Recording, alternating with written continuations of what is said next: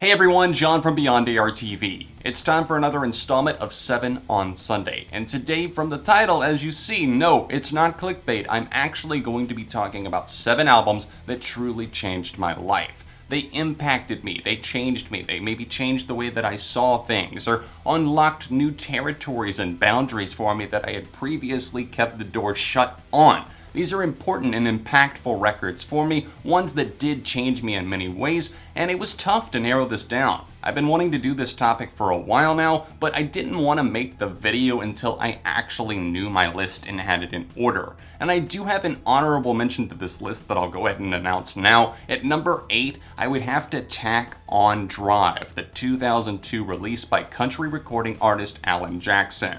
Now you might be wondering, why is this on the list as an honorable mention? And it's honestly just because it was a very special album for myself and my father. This is something that we would listen to together, and I think that still to this day it's something that connected us, even though we didn't always get along. We get along much better at this point in my life. But it's a very special album, full of many great songs that hit emotionally and on a fun level as well. And it's something where I guess, started to realize what an album was. In 2002, I was 10 years old, and I guess I just started to get into the idea of it and get behind it. So yeah, that's why that one's on here as an honorable mention. It impacted me, and now we will get to the actual list. I do hope that you guys enjoyed this video, enjoy getting to know a little bit more about me and just things that impacted me, changed my music taste, and keep in mind that these are not my 7 favorite albums of all time. Nothing at all like that. These are 7 albums that just changed the way that I saw things. I hope you enjoy.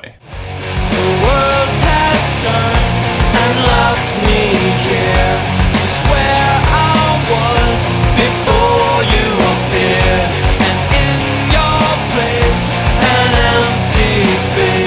I'll try not to ramble on too long about these releases because these are albums that I could talk a whole lot about, but I will link reviews for any of these that I actually have reviewed in the description down below. But kicking off the list at number 7, we have the very first self-titled album, aka the Blue Album by WEEZER.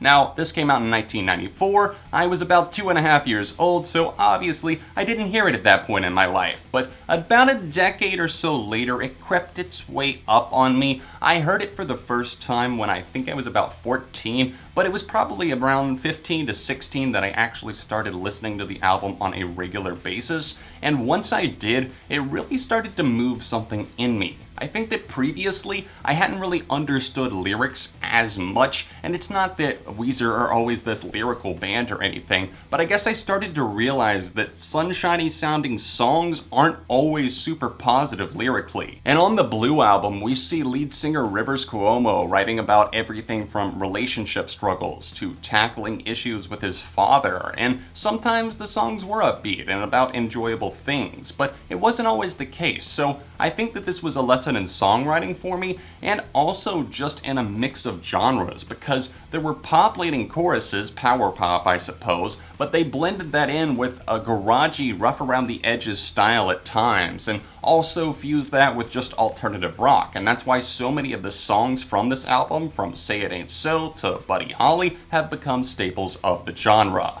To this day, I haven't tired of any of those singles, and I still truly admire so many songs here in the deep cuts, especially tracks like The World Has Turned and Left Me Here. I still love singles like Undone the Sweater Song, and In the Garage and Holiday are still just moments that I can call out as go-tos. Something that if I'm in a weird mood, if I'm in a good mood, or even a bad mood, this is one of those albums that balances me, and at the time that I discovered it, I know that it changed something in me and made me want to hear more music like this.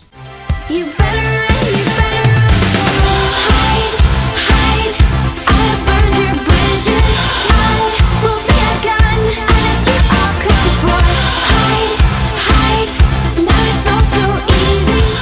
In one of the more recent entries on our list, we have at number 6, The Bones of What You Believe by the synth-pop trio CHVRCHES.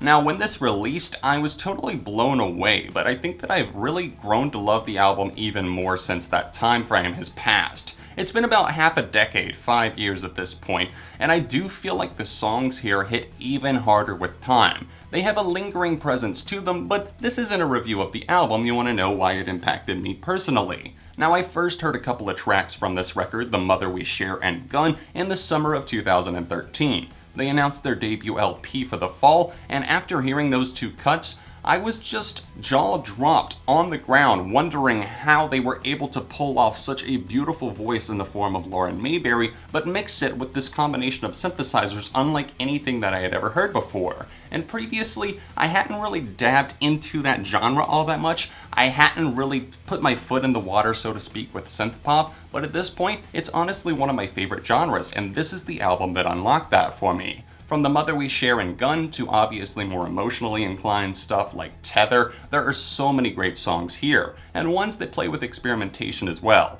Everything from the sci-fi driven Science and Visions to other cuts like Lungs and some of the other deep cuts that I truly do love that I don't think get enough attention, such as Lies, which Muse did a great cover of, by the way, for anyone interested. It's just a fantastic record through and through, and it made me understand that it didn't always have to be a guitar as a driving force. Synthesizers work so well, and electronic leaning music with still having great lyrics and other things like that, I just realized that I guess it's a little bit more than just EDM or dubstep or whatever. It's not always just crazy drops and crazy electronic glitches. There's heart and soul in the genre as well.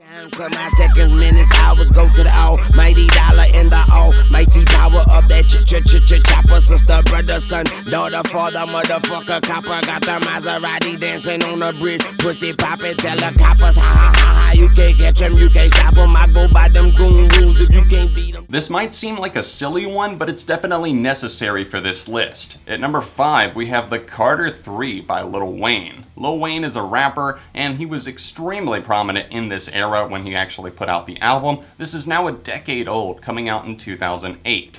This is a record that I'm sure you probably remember the track Lollipop coming off of, and I think that a lot of people did notice the record and Lil Wayne at that time, but looking back, I'm not sure if everyone looks back on it as fondly, but for me personally, I really wasn't listening to very much rap during those days, but I heard Got Money, Lollipop, and several other tracks like even Dr. Carter, Mr. Carter, a Millie from this album, and I loved all of them. I had friends at the time that were pretty heavily into Lil Wayne, especially this album, but they weren't so much pushing it on me, they were just showing me tracks from it. So I got super curious, ended up buying the CD for myself, and I was actually amazed at how much that I found that was really good to dive into.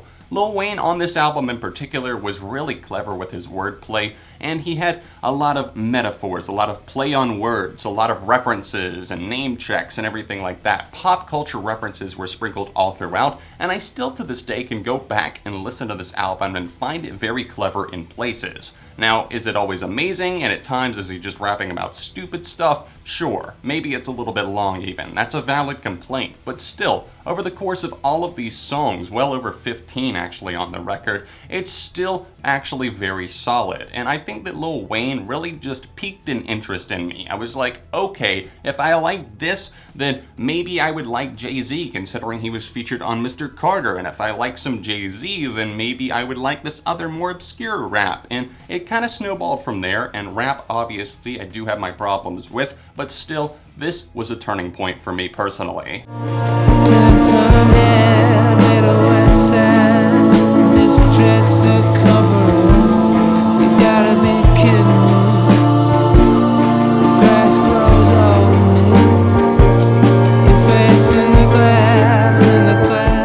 Anyone who knew me before 2016 knew my stance on Radiohead. It was kind of hands up, no thank you. And I wasn't exactly sure why. There was just something, a switch perhaps, that hadn't been unlocked or flipped on in my mind. But after A Moon-Shaped Pool, my number 4 pick, came out in 2016, things started to change. Now, like I talked about before with the snowball effect, that really picked up for me here and proved to be true. And it all started with A Moon-Shaped Pool.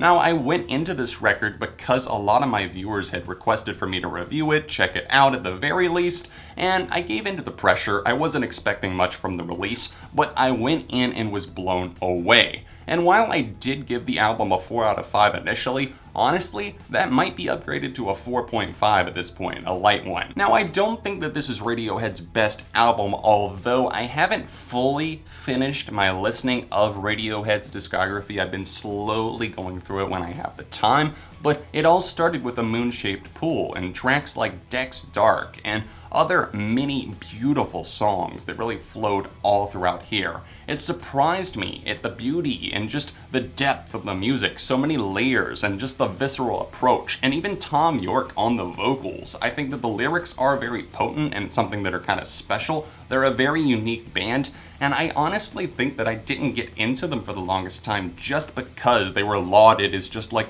the saviors of music and the experimental genre, and I just didn't think that I'd be able to get into them, and I would occasionally try and listen to some of their stuff, and it just didn't click for whatever reason, probably because I didn't want it to. But after A Moon-Shaped Pool, everything changed, and I am so grateful for that, because I've got Radiohead now as a band that I can go to and listen at any time. We were meant to live for so much more, and we lost ourselves.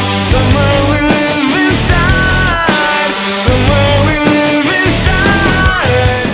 Just reminding everyone at this point in the video, I'm not ranking a certain band over a certain band in terms of something being better. I'm ranking it in terms of the influence that it had over me. So at number 3, we have the beautiful Letdown by alternative rock band SWITCHFOOT. SWITCHFOOT have been a staple of the alternative and I suppose Christian rock scene for a long time. They're not really, I don't think, a part of the Christian rock scene, but they have positive, uplifting themes in their music that does often, I guess, touch base with religion. And it's based and rooted in that, but I think that it's accessible to a mainstream audience. Now, 2003's The Beautiful Letdown was an album full of hits, whether that be in the form of more upbeat, catchy stuff, and also the slower paced stuff.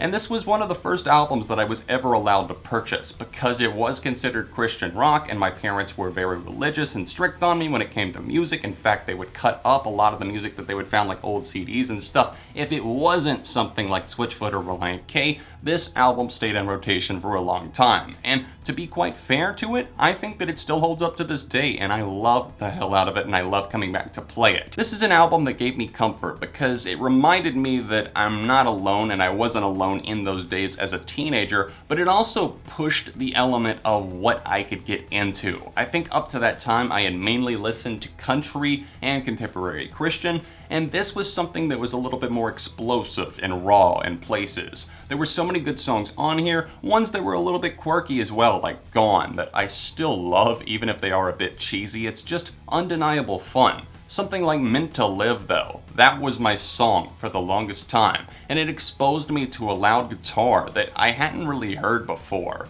And hearing that song honestly was a game changer for me because I craved it. I would just rock out, play along to the solo, to the opening riff and everything like that, and I would scream out the lyrics, whether it be in the shower, in the car, whenever my parents weren't around, whatever. I wanted to sing this song and I wanted more like it. And then I got that in the form of some of the other tracks on this LP, like Adding to the Noise, and even the slower paced songs like This Is Your Life and Dare You to Move. I think it's an impactful record that might not resonate for everyone, but it is one that truly changed me and really helped shape who I am now. Had a talk with my old man, said help me understand. He said turn 68, you renegotiate. Don't stop this train, don't for a minute change the place you're in. Vibing in at the number 2 slot, we have Continuum by John Mayer. This was released in 2006, and actually initially I hated this album. In fact, I couldn't stand John Mayer because I thought, oh, my friends are just delusional and brainwashed. This is girly, this is too slow, this is whatever else a stupid 14, 15-year-old guy is thinking back in 2006. And then I heard the cover of Free Fallin', and my friends were so into it. I specifically remember a night that they were sitting there like, really? You can't get into John Mayer? Come on, man, listen to this. And I already loved the song Free Fallin' by Tom Petty at that point in my life, And I listened to it and I understood that John Mayer was doing a decent job at covering it, but something still wasn't there for me. It wasn't until I actually borrowed my friend's copy of this album Continuum that something went off in my brain. It was like an explosion of euphoria came over me, and I don't think that I fully got into this album until 2009. Now, when I started to relate to some of the lyrics, yes, I was being melodramatic, but songs like Dreaming with a Broken Heart, and even Waiting on the World to Change, a song that's actually my least favorite now, but still. There were impactful moments here that made grand gestures towards me getting into more folk and more indie, and I know that this album isn't inherently just those things by any means, but it has traces of that, and it also has traces of rock and roll, and moments that really use an explosive force and showed off how talented John Mayer was. Gravity, slow dancing in a burning room. There are moments here that still give me chills, and there's a song that brings me to tears in the form of Stop This Train. I started to realize the impact of a singer-songwriter type, somebody with an acoustic guitar that could do more than just play the acoustic guitar. He branched out into electric stuff and really made some fantastic songs that truly shaped me. This is an album that I still love to come back to, and I owe it a lot of gratitude and a lot of thanks to just John Mayer, because this is something that made me want more stuff like this, and it made me explore the more folky tendencies of other artists and bands that I had already liked. And then something clicked, and I explored even further. And in the darkest night, if my memory serves me right, I'll never turn back time, forgetting you, but not the time. To absolutely no one in the audience's surprise, at number 1 we have American Idiot by Green Day. It's not only the album that revitalized the band, it's the album that literally made me who I am. John from ARTV, just the person that understood that they loved this style of music, and that they loved Green Day, that they loved something they could relate to, and they loved the power of music. And this album got me all up in the feels. It got me just rocking out. It got me sad. It made me understand a rock opera. It made me care about characters and lyrics and depth. And I know that some people relentlessly hate on this album, but honestly, I just don't see how it's possible. This is an album that's so well done. Everything from the guitar tones, the solos, the bass parts, the song structures, the multi-part songs like Homecoming and Jesus of Suburbia. This album is so smart, so quick on its feet, and it's relentless. It doesn't have a single song that lets up the awesome momentum and the pacing, whether it be a slower track or something that's just going off like a firecracker. This album pulsates with life. It's constantly breathing new life into you as the listener each time that you come back to it. And in those early days of me finding and falling in love with this record, I would do anything to listen to it. It's something that I found to be so special, and I held it precious to me. In fact, I would hide this one in between my bed and the box spring just so my dad couldn't find it in case he confiscated my other music. I learned. In my saddest times where I felt like no one understood and that nothing could really pull me out of the fact that no one around me liked the same music as me, and the fact that my parents hated it, and that my school, I guess, told me that it was sinful, this is the album that was there for me. This was the one that showed me the power of music. And I hate to get all in the feels here, but this one was a friend. It was a comfort, and it was something that I could truly lean on in a time of darkness. Thanks so much for tuning in to another episode of 7 on Sunday. This episode, of course, about albums that changed my life. I'm curious, what do you guys think of my list? And also, what albums made you who you are? What are the albums that changed your life? Comment down below, and of course drop a like on the video while you're here. Make sure you subscribe so you don't miss out on future episodes of not just SOS, but I do lots of other videos surrounding music on the channel. Other than that, if you're able to support me on Patreon, it would be greatly appreciated. It's the top link down below. A huge thank you to everybody who is supporting me on Patreon already. It helps the videos keep coming on both of my channels each and every week right here on ARTV and Beyond ARTV. The annotation is here in the corner, or else the top link down below. You can see last week's episode of SOS right over here, or else another recent video here. And other than that, I'll see you soon for more on Beyond ARTV.